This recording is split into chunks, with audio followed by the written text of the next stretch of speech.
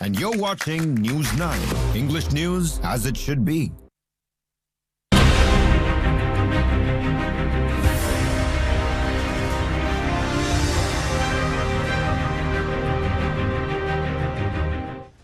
Hello and welcome. You're watching News 9 and this is On Point. I'm Shweta Kothari filling in for Kartikeya Sharma. Here are the top headlines we're tracking at this hour.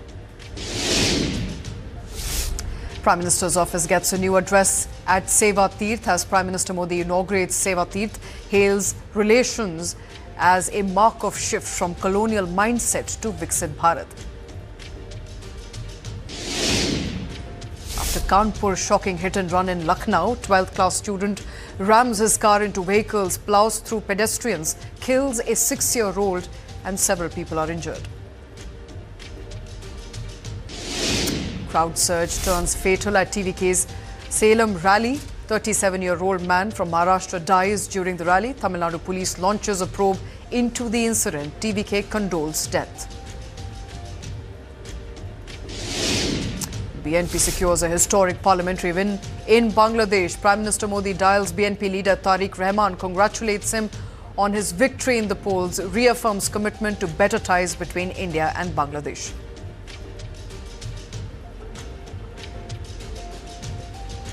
And our top story at this hour coming by the way of mega elections in Bangladesh and a historic victory for the BNP. Bangladesh has turned a page from the shadows of violence to what many are calling a festival of democracy. After months of political unrest and deadly upheaval of 2024, the nation has delivered a clear, decisive verdict through the ballot. The Bangladesh Nationalist Party, led by Tarique Rahman, is all set to form the next government after storming to a landslide victory in the 13th general elections. With counting complete across all 299 seats, the BNP and its allies have crossed the crucial two-third majority mark, underlining the emphatic mandate from people. This verdict also marks a historic political comeback. After 2 decades out of power, the BNP has returned to the centre of Bangladesh's political stage with a thumping mandate. Tarique Rahman himself has secured victories from 2 constituencies, cementing his leadership and signalling a generational shift to the party as party prepares to chart Bangladesh's next chapter. The 13th general election in Bangladesh were unlike any other country or unlike anything Bangladesh has seen before as well. They were held in the shadow of deadly 2024 uprising that dismantled the old political order and for the first time in decades without the towering figures of Sheikh Hasina or Khalida Zia on the ballot. But what truly set this election apart was not just what was missing out, but also what voters were asked to decide on. Bangladeshis voted twice. One vote was to choose their next Prime Minister. The other vote, equally consequential, was to approve the July Charter, a proposed roadmap to overhaul the country's governance structure. The nationwide referendum was conducted across 64 districts under tight security, as well as international observation. Early trends suggest a decisive endorsement with over 65% voters backing the charter, cutting across urban and rural constituencies alike. The July Charter is a 28-page constitutional reform document which was signed by 25 political parties and the interim government led by Mohammad Yunus. Touted as the blueprint for Bangladesh's second republic, it seeks to prevent future concentration of power. The charter sharply curtails Prime Minister's authority, introduces a bicameral parliament, empowers the opposition, dilutes Article 70 and expands on women's representation. It restores a non-partisan caretaker government for elections, mandates paper ballots and restructures the Election Commission. The reform also strengthens judicial independence, redefines identity and rights, protect internet access and personal data, limit presidential pardon powers, and if ratified, the parliament will act as a constitutional reform council to complete the overhaul within 180 working days, marking Bangladesh's most significant constitutional shift since the 1991. The verdict has been far less kind to Jamaat-e-Islami. Despite contesting aggressively, Jamaat and its allies were restricted to a distant second. In a post-poll reaction, the party has alleged large-scale irregularities, also hinted at vote tampering, raising questions over the process, even as the public mandate appears to have firmly rejected its radical political plank. The results have also delivered a crushing blow to parties aligned with the old order. Jatiya Party, once a key ally of the Awami League, failed to win a single seat nationwide. Even party chief lost his traditional stronghold, underlining the scale of voter realignment in this election. And as results become clear, congratulatory messages are now pouring in from all across the region in the South Asia as well as internationally, with Indian Prime Minister Modi leading the message, congratulating the people of Bangladesh on a successful elections. And the Congress President Mallikarjun Kharge, External Affairs Minister S. Jaishankar, West Bengal Chief Minister Mamata Banerjee, among others, congratulated Tarique Rahman and extended wishes for stronger India-Bangladesh ties, and reflecting the regional significance of the outcome with the beeline that Indian ministers have been making to congratulate Tarique Rahman. With a commanding two-third majority, the BNP now faces high expectations. The new government will have the numbers to push major reforms, stabilize political climate, address economic and governance challenges. As Bangladesh turns a new political page, all eyes will now be on Tarique Rahman, how he translates the sweeping mandate into governance, and whether this decisive victory ushers in long-term stability for the nation. We also have reactions pouring in. We'll play them in just a short while, but let me quickly introduce our guests for the show. Joining us on the show is Salahuddin Shoaib Chaudhry, editor Blitz Bangladesh. Also with us is Barrister Mohibul Hassan Chaudhry, former Education Minister of Bangladesh, Ambassador Veena Sikri, former High Commissioner of India to Bangladesh, and Suhas Chakma, Director, Rights and Risk Analysis Group. Thank you very much, all of you, for taking time out. Salahuddin, I want to come to you first. Mr. Chaudhry, what are you making of that thumping majority that BNP has got? 2 decades out of power, Bangladesh has given a thumbs up to BNP. What does it mean for Bangladesh's future starting today? Thank you very much, Jatiya. You see, this massive victory, or in your words, a super victory of BNP, is a reflection of the frustration of the people of Bangladesh during the 18 months of the misrule of the illegal Yunus regime. The country has been devastated, economy destroyed, law and order nowhere, and the country has turned into a land of mobs and thugs and terrorists. So Bangladesh people have revolted against Yunus, and they voted in favor of Bangladesh Nationalist Party.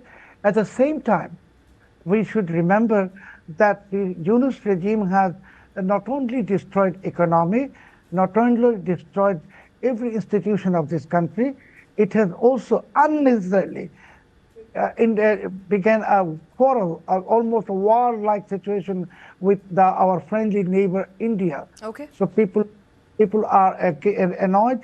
And finally, I'd like to say, Yunus is surrounded by the Islamists who oppose to rights of women, women's empowerment, freedom of expression. So this is a revolt of the people of Bangladesh against Yunus, against Pakistan, against USA, and all Western hegemonies. All right, Barrister Mohibul Hassan Chaudhry, with towering figures like Sheikh Hasina and Khalida Zia absent from electoral fray, how does the Bangladesh's political landscape change from here? You see, the incumbent government, whoever will go into the government from tomorrow onwards, will have a mammoth task ahead. As Mr. Chaudhry has said, the economy is in complete tatters. Social and political stability is not there anymore. Law and order situation is terrible. But most importantly, they themselves will realize that they have a very limited mandate. And therefore, the legitimacy will always be a challenge. Because the regime, the Yunus regime, wanted to favor the Islamists and had managed the election at least to favor them to their maximum capacity.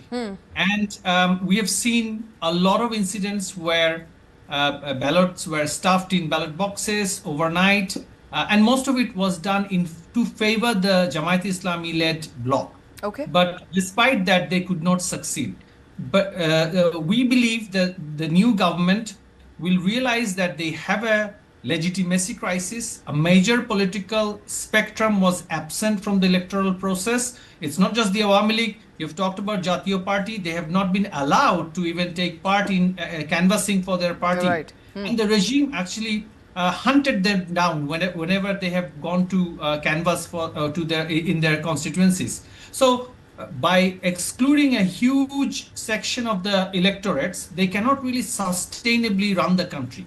So, of course, they need to now realize that what Yunus was doing, not just with India, but also with the people of Bangladesh, just focusing on rebuilding this pseudo tie with Pakistan and absolutely being dictated by the West, those who had promoted him, have not brought much good result for Bangladesh in general. We've seen an agreement signed with the United States just 3 days before the election, where That's right. they have literally given up the whole economy to the American corporates and have pledged to buy Boeing aircraft, which are not really needed right now in Bangladesh. But they've made all these pledges to the foreign masters. People are upset, but at the same time, there is a sigh of relief that at least a political government of a kind will now be heading, and there is a chance that they will be listening to everyone. They will be listening to what the people want, because they are ultimately accountable to the people of Absolutely. Bangladesh. Absolutely. You keep saying... Last thing I wanted to Right. say, they have rejected the Islamists. Even though you can see that they have gained some seats, it is only because of the absence of Awami League and other political parties. But the people of Bangladesh have rejected the extremists altogether. Okay. You're saying there's some chance, Ambassador Veena Sikri, there's some chance that this could be a stable government. But come to think of it, the sweeping, thumping majority of BNP suggests that this is likely a historic mandate for the BNP. BNP is back after 2 decades. They're promising, good old change. They're saying reforms are on their way. What would prevent them from, running a stable government? Because they have the majority, they have the numbers now, and this is the mandate that Bangladesh was hoping for, waiting for. And also, what explains, Jamaat's sharp decline? They campaigned aggressively, but towards the end, they seem to have lost out. Yes, I think that I agree with both panelists who have just spoken before me. I think, yes, the victory of the Tarique Rahman and the BNP is remarkable in its size. But of course, because the Awami League was absent, a lot of the votes that should have gone to the Awami League, there would have been a more balanced structure. But before the election, it was like conventional wisdom that neither the BNP alliance nor the Islamist alliance will get a majority, so they'll form a unity government, etc. That was being talked. But I agree fully also that the real problem has been that the Jamaat-e-Islami has been the power behind the throne since July 2024. They were handed over this power by the people who conducted the regime change operation, whether it is Pakistan or the Western countries. And Jamaat-e-Islami, in operating this power behind the throne, decided to go for an Islamist alliance. They earlier have been in alliance with the BNP in 2001-2006, but this time they deliberately pushed away BNP and said, no, we want an Islamist alliance. We want to show that Islamism can come to the forefront in Bangladesh. And throughout the last 18 months, we had a great focus on Islamism. There was a moral police. The women of Bangladesh were very dynamic, entrepreneurial, hardworking, and really fight for their rights. They were appalled because their safety and security conditions went down abysmally in the last 18 months. No security on the roads. There was a moral police telling them what to wear. They wanted to wear a teep. They were objected to, even to wear a teep. All that created a huge backlash. And the most recent remarks by the Amir of Jamaat-e-Islami against women just 3-4 days before the election, very derogatory remarks, really were the last minute swing factor, worked totally against the Jamaat-e-Islami on this point. And I think that really benefited the BNP. The second point is the economy. The economy in the last 18 months has gone into such total doldrums. Here again, the main victims are women, because it's the women who are working in the ready-made garments factories. In the hundreds of thousands have now lost their jobs because the factories closed down. Why? Because Mohammed Yunus didn't want to continue the economic trade with India. He put all kinds of restrictions, so the people couldn't receive the goods from India in time. They couldn't fulfill their orders. They lost the competitive edge, and the factories had to close down. Small and and medium factories. And, all this had a disastrous effect on the people, because if they said that, look, you had all the power in your hand, with no restriction at all, and you have not been able to control the economy at all, there's no law and order of any kind. So where is the safety of the people? How do we know that if we vote an Islamist government into power, that this will not continue? Naturally, everybody was very worried.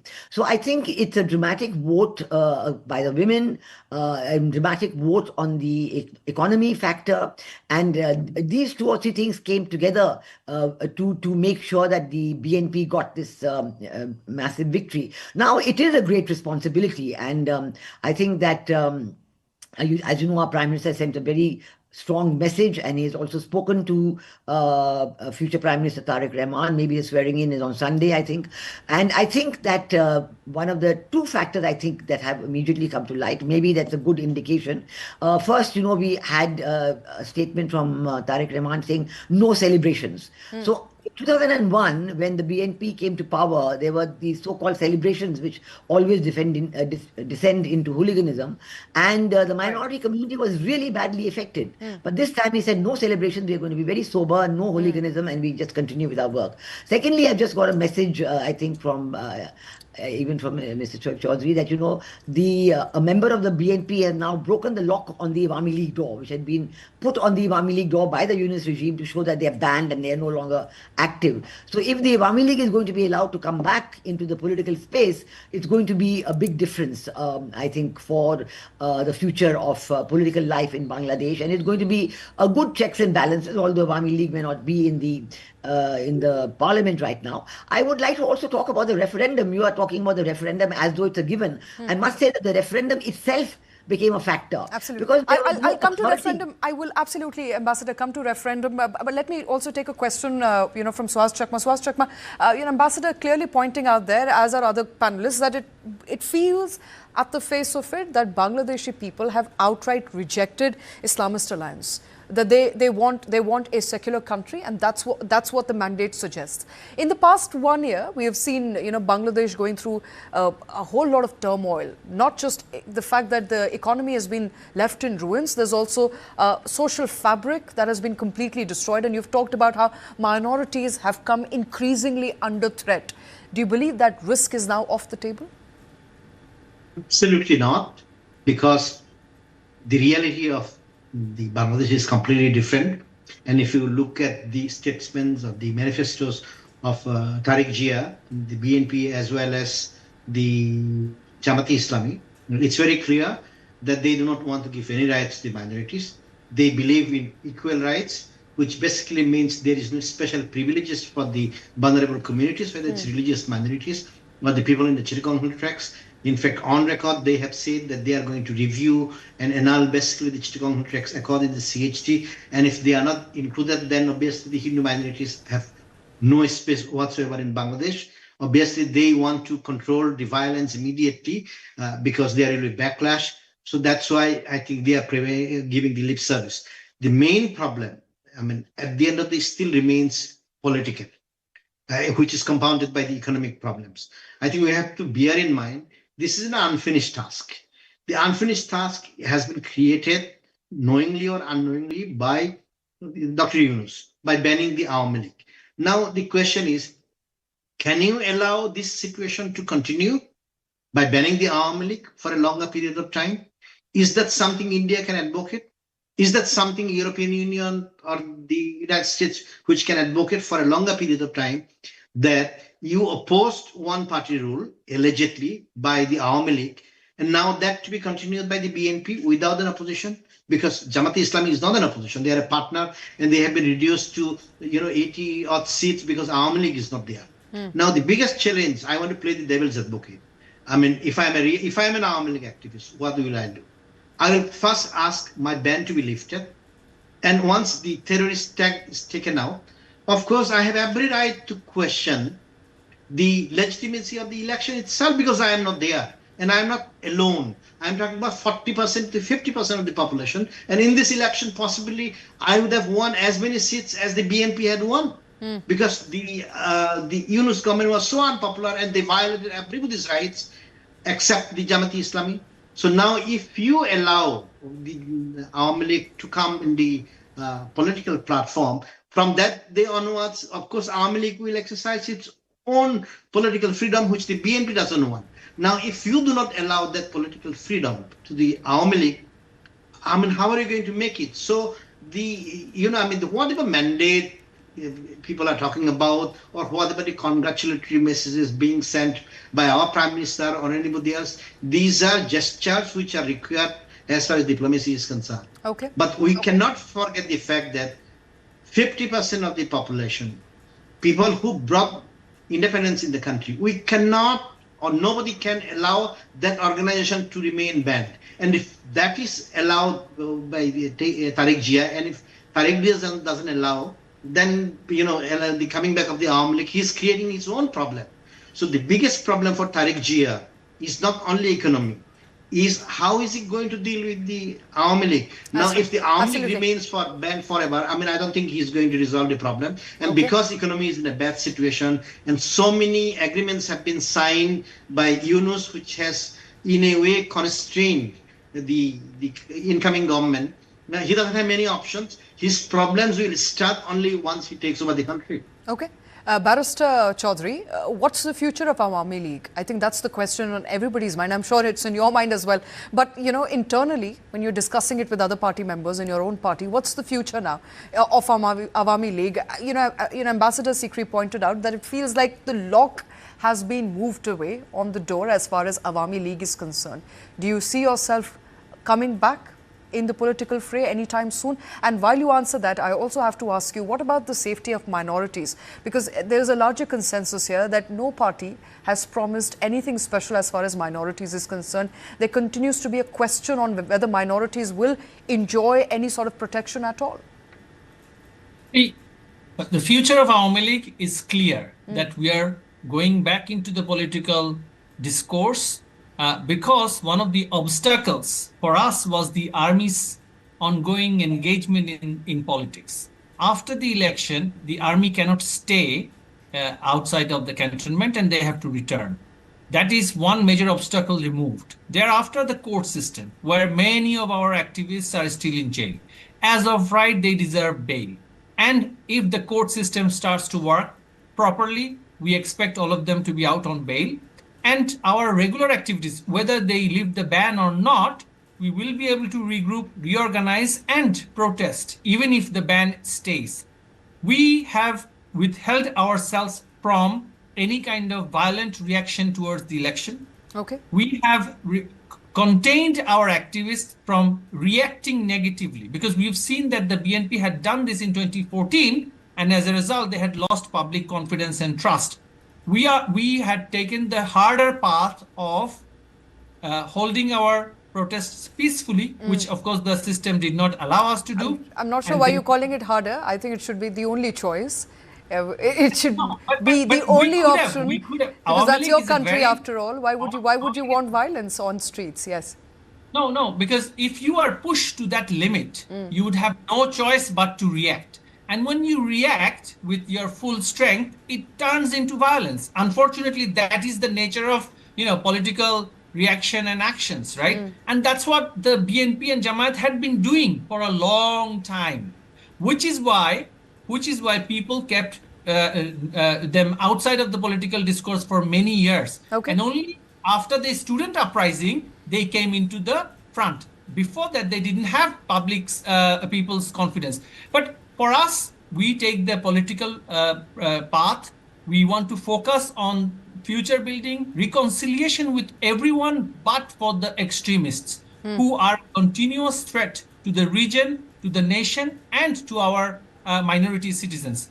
We've seen it time and again, also in the past, during the time of BNP reign between 2001 and 6, from Chittagong Hill Tracts to the plainlands, all minorities, including liberal Muslims, were under attack. We do not want to see that happening again.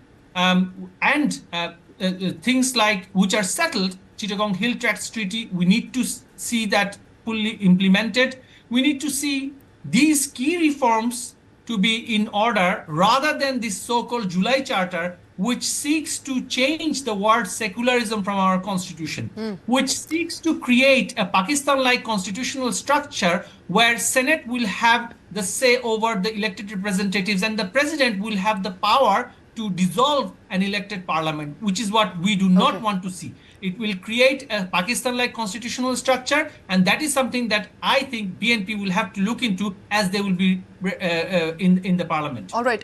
My last question, if for that matter, on the show, Ambassador Sikri, I have to ask you. You were talking about the July Charter and how it's being touted as a historic mandate of the people for constitutional reforms. But what about the secular fabric of Pakistan's constitution that stands to be challenged by the virtue of this referendum?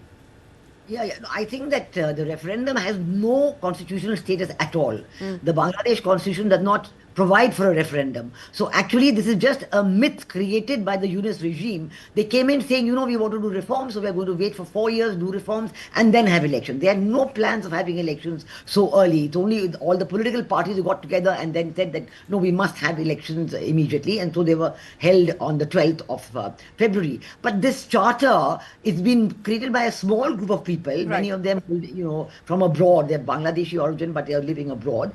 And they've got constitutional reform, police reform, electoral reform, everything. Where is the mandate? Now that the BNP has 2/3 majority in parliament, it is up to them to discuss any issue, not based on the referendum. The referendum, I think, should be thrown away. Okay. Because they're showing a voting. I must tell you, I read that they're showing a total of just 1.5 crore people voting on the referendum. That's a very small percentage of the total voting population of Bangladesh. Absolutely. Absolutely. So actually, this is nothing. It's like 14-15%. So how does it become a document which will be, accepted by everybody and implemented? Absolutely. Not at all.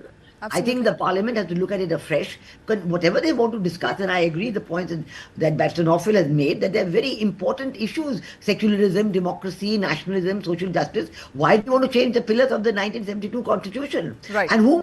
Presidential form of government. I think Yunus wants to be president. That's what it seems, and that's why he got it in. So why should it be discussed now? Let it be thrown away. And if you want to discuss certain issues in parliament, do that. And if you want to have change, and you have elections after that, and people will vote on it. So that is the process to be followed. So I don't think the referendum is of any significance whatsoever. All right. Well, that's as far as referendum is concerned. But I think it would be fair to say today that Bangladesh has turned a leaf in its political history. Thank you very much, Salahuddin Shoaib, Barrister Chaudhry, Ambassador Sikri and Suhas Chakma for taking time out for joining us on the show. And our next story is coming by the way of sweeping reforms that the Reserve Bank of India has now mandated. If you've ever felt stressed or intimidated by repeated loan recovery calls, there could be some major relief coming your way. In a significant move to protect borrowers from harassment, the Reserve Bank of India has proposed new norms to regulate how banks and lenders recover pending loans and, most importantly, how recovery agents interact with customers. Under the new proposed framework, recovery agents will not be allowed to call borrowers after 7 p.m. This is being seen as a strong step towards ensuring dignity and mental well-being for customers who often complain about aggressive and intimidating recovery tactics. But that's not all. Here's what changes. The employee or recovery agent will only interact with the borrower and not the guarantor. They have been advised to not approach or contact relatives or acquaintances of the borrower, but only contact the borrower or their guarantor. The borrower is to be contacted at a location of their choice. If no preference is specified, contact can be made at the borrower's residence or their place of work or business. Recovery calls or visits cannot be made during sensitive or inappropriate occasions such as bereavement in the family, natural calamities, marriage functions, festivals or similar events. The central bank is also introducing mandatory certification for recovery agents. This means that agents will now have to undergo proper training and meet professional conduct standards before interacting with borrowers. The idea is simple. Recovery of loans must happen, but it must happen fairly, respectfully, and within defined ethical boundaries. Another key highlight of the new framework is the creation of structured grievance redressal systems. Borrowers who feel harassed or mistreated will now have clearer channels to file complaints and seek action against recovery agents or lending institutions. These guidelines are expected to come into effect from 1st of July and will apply across commercial banks, small finance banks, banks, payment banks, regional rural banks and local area banks as well. The move comes amid rising complaints of harassment, mental stress and coercive recovery methods used by agents. The RBI's proposed framework signals a shift towards balancing financial discipline with customer rights and humane treatment that they rightfully deserve. On the show with me is Dr. Ashok K. Nag. He's a former advisor to RBI. Dr. Nag, thank you very much for taking time out, sir. I think it's a brilliant move there by RBI, finally realizing that customers, whether they pay or they don't pay, whether they can pay or cannot pay, have the right to dignity. How they are spoken with, how they are interacted with is as crucial as lending out loan. Yeah, I think this is a very interesting and required